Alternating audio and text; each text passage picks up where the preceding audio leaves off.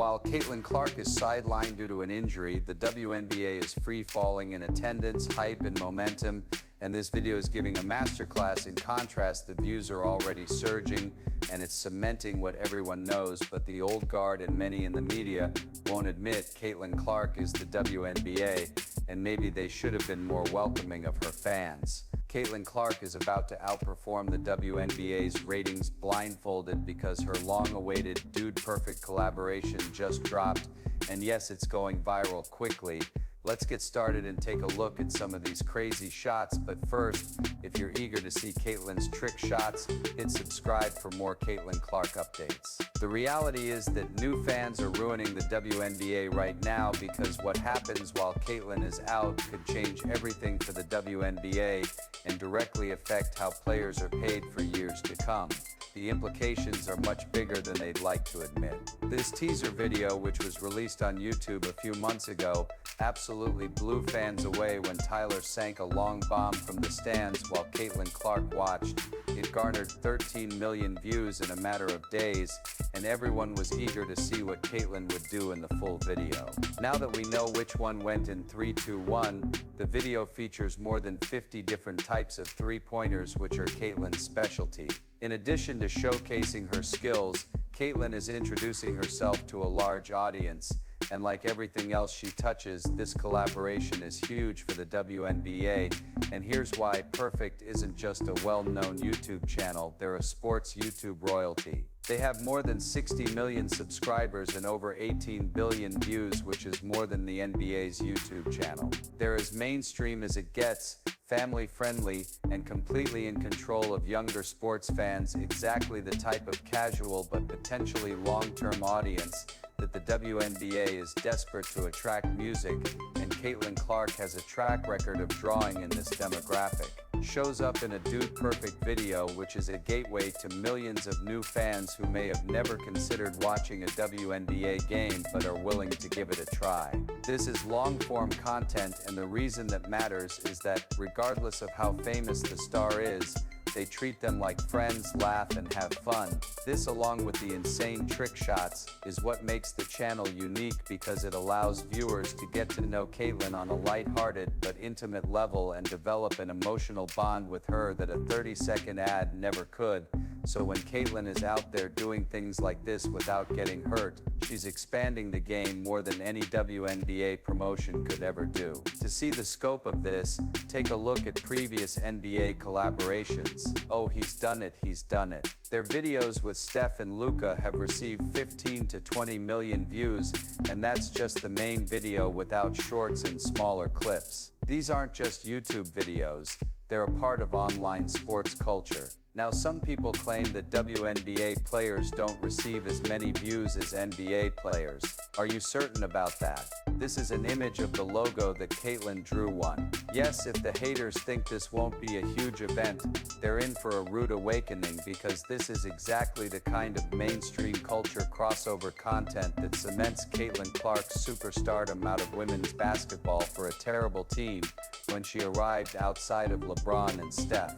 There were 3 million viewers for an exhibition game, and she's outselling the top NBA players in jersey sales. I'll get to those juicy numbers in a moment. Oh, and I don't think that's close at this point. Caitlin Clark is regarded as the most popular athlete in America, and this Dude Perfect video is likely to receive tens of millions of views because it's not just new fans who are seeing her for the first time, it's also devoted fans who follow her wherever she goes and watch her every move.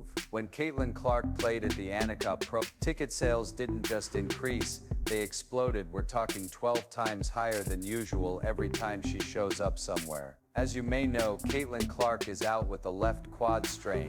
Normally, a star missing a few games wouldn't be a big deal, and to be fair, she's already out there casually dropping threes in practice, so she's clearly on the mend. But for the haters, this is going to be disastrous because it will amplify their huge miscalculation that is being exposed in real time. Therefore, this is being reported like wildfire. The WNBA is having a difficult time, and I can personally attest to the sharp decline in interest in fever games without Clark. A week ago I purchased 4 tickets on StubHub to take my athletic nieces to the Fever Mystics game in Baltimore, but the tickets in the same row are now less than half of what I paid. The ticket prices for Fever games immediately plummeted as soon as Caitlin was ruled out, including their rematch against the Sky. This was an unmasked sign that fans weren't there for the team or the league. Instead, they were there for her. In less than 2 days, Chicago Sky ticket prices have dropped by more than 300%. The Sky even moved the game to an NBA arena to accommodate the demand Caitlin created, and now that her prices have crashed, it's a huge red flag because last year Caitlin Clark alone drove the WNBA's attendance boom, and without her, that momentum disappears just as quickly as it came, 319%. The Indiana Fever went from being $86 48 hours ago to $25, and by the time June 7th rolls around, it might cost you a bag of Skittles and some Lay's potato chips to get in. Caitlin Clark is largely to blame for the league's attendance records, which didn't increase by 319% despite the fact that all other teams still experienced double-digit percentage growth. Moreover, the league is facing a full-blown ratings crisis as the Storm vs. Wings game, which did not feature Clark, brought in 339,000 viewers, and the Indiana Fever, which brought in 339,000 viewers. The NBA hasn't seen any growth when it comes to attendance. The games that don't feature Caitlin Clark continue to draw modest, or what some would call disappointing, viewership numbers, while Caitlin's games are drawing the highest viewership of any game.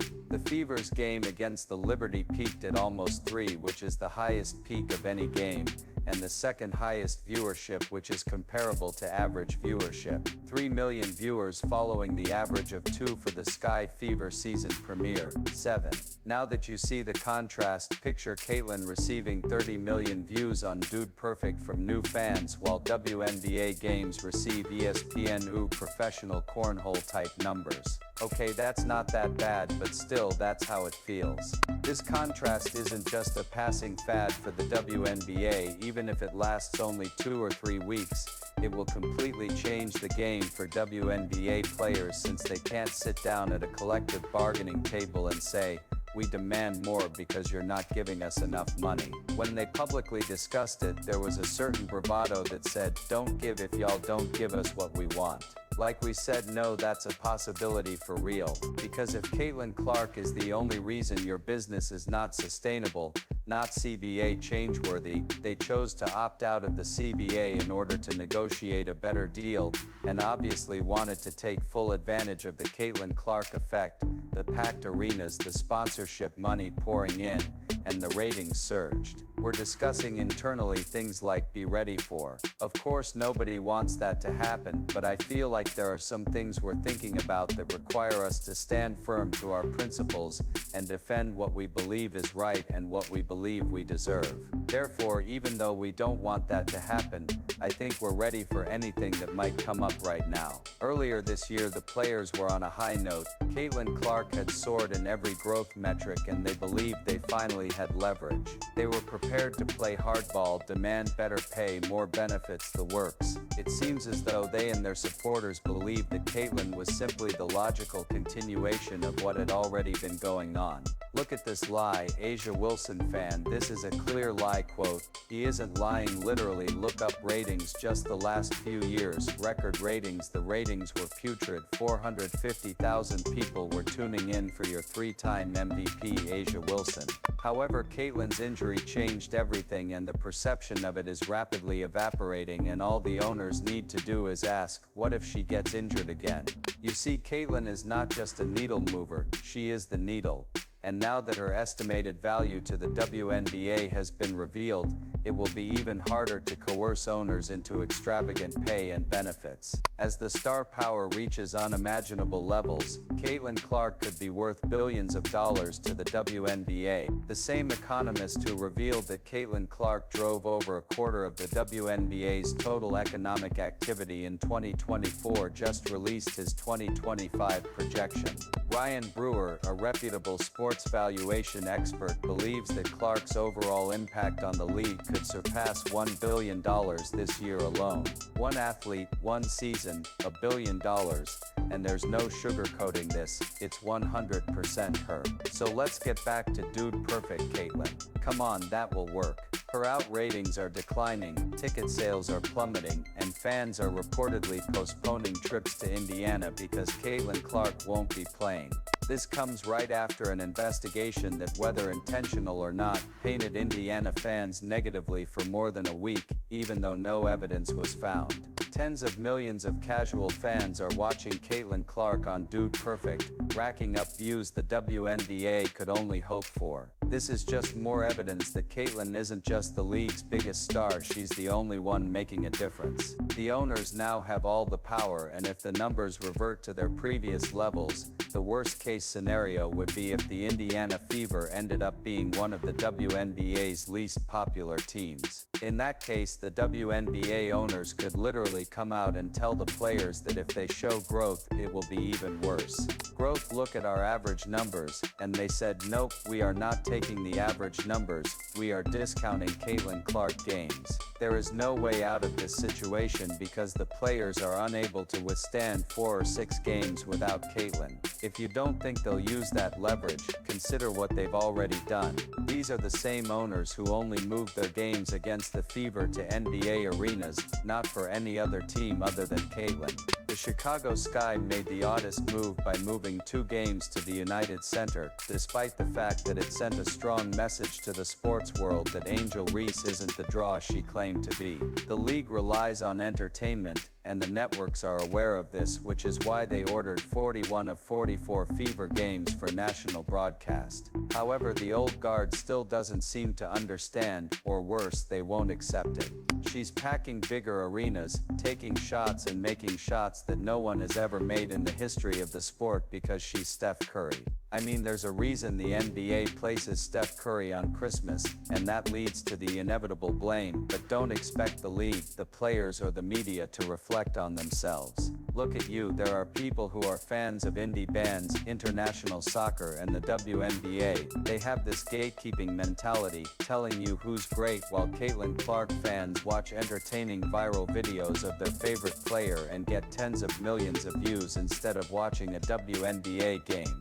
You know what's going to happen next, they'll be blamed. It's the same old story we've heard over and over again. The new fans aren't true basketball fans, they're not WNBA fans, they only care about one player, and here's the thing, to a certain extent they're correct. Of course not, Kopecky said in a phone interview, because Caitlin wasn't playing it didn't make sense for us to fly to Indianapolis.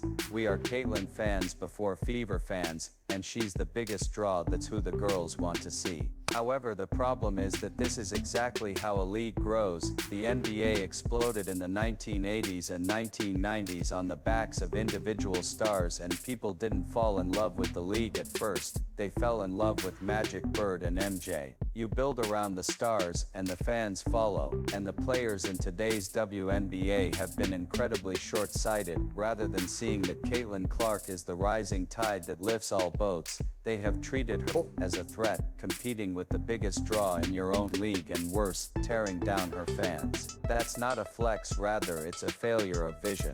The resentment is understandable, but it's about what she represents.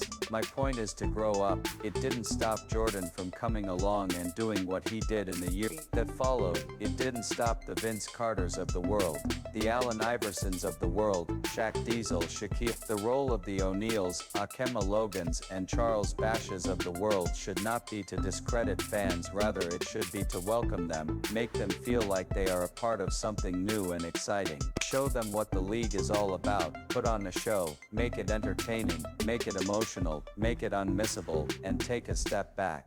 The league made a huge mistake in fighting the fans, and now they are paying the price. Instead of welcoming Caitlin's fans, they tolerated them at best, and at worst, they enraged them. If you're waiting for the haters to learn from this, don't hold your breath. My gut tells me that they'll keep doubling down and blaming the fans who are literally putting food on the table with their time, attention, and money. The saddest part is that everyone outside the WNBA can see it. Speaking of cultural moments, the investigation ended without any apology from the league, and they allowed the cloud to hang over Indiana fans over Caitlin Clark and over the exact group that's driving their growth stack. This foreign team is treating Caitlin Clark like she's Michael Jordan. Instead of jeering and making fun of her, they surrounded her because they understand that she is a global superstar.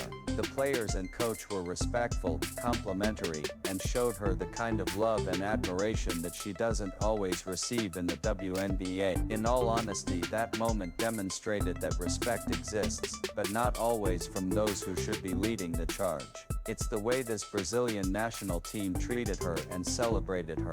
It's quite a contrast that these Brazilian women of color and their coach had, in contrast to the American players and American women of color and how they treat Caitlin Clark. After every cultural moment, the league has had an opportunity to fully embrace Caitlin Clark as the generational star she is. The Dude Perfect collaboration is another one of those moments that could be amplified league-wide, and who knows, maybe they'll post it on their social media, which would be the obvious thing to do, but the damage is done with Caitlin hurt and buzz fading quickly. This video will be pure joy for her fans and a salt in the wound for her detractors. Before you watch the Dude Perfect video, leave a comment telling me that you made it to the end and that you're the true MVP. The most watched WNBA moment of June won't be a WNBA game, so it's going to come back to haunt them. She has done everything she can to expand a league that doesn't seem ready to accept her.